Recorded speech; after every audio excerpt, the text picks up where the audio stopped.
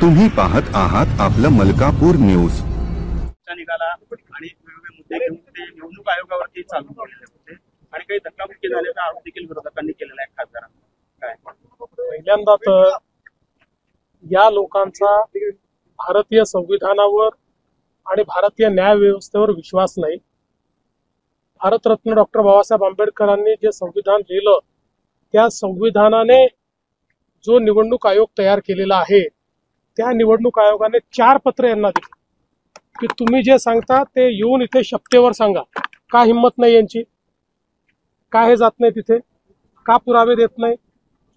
रोज खोटं बोलायचं आणि पळून जायचं। पळपुटे लोक आहेत, यांच्याजवळ काहीच नाही आहे।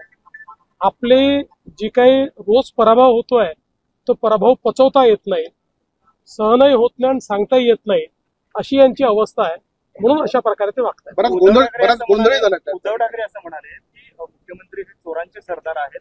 आज त्यांनी वेगवेगळ्या मंत्र्यांच्या विरोधात निदर्शन राज्यभर केले आणि त्यावेळेस त्यांनी अशी दुसरी टीका केली। असं आहे की आम्ही लोकांच्या प्रेमाची चोरी करतो, लोकांच्या मनाची चोरी करतो, म्हणून लोक आम्हाला मतदान करतात।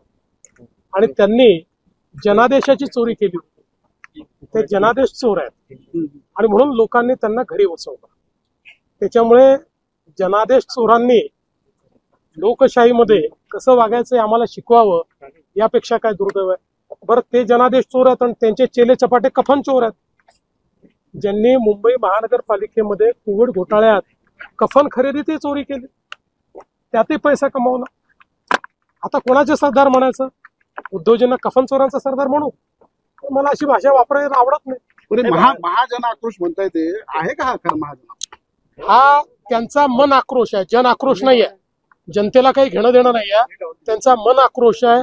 सत्ता गेली, खुर्ची गेली, त्यामुळे मन मानत नाहीये, त्यामुळे मन आक्रोश चाललाय। सूचना केल्या होत्या, मात्र हायकोर्टाने त्यावर बंदी आणली। तर सुप्रीम कोर्टाने देखील म्हटलं की यामध्ये आम्ही हस्तक्षेप करणार नाही। ठीक आहे, आता जे जे जे कोर्टाचे आदेश असतील त्याचं पालन आम्ही करू आणि आम्ही असाही प्रयत्न करू की आता काही लोकांच्या भावना याच्यात जुळलेल्या आहेत।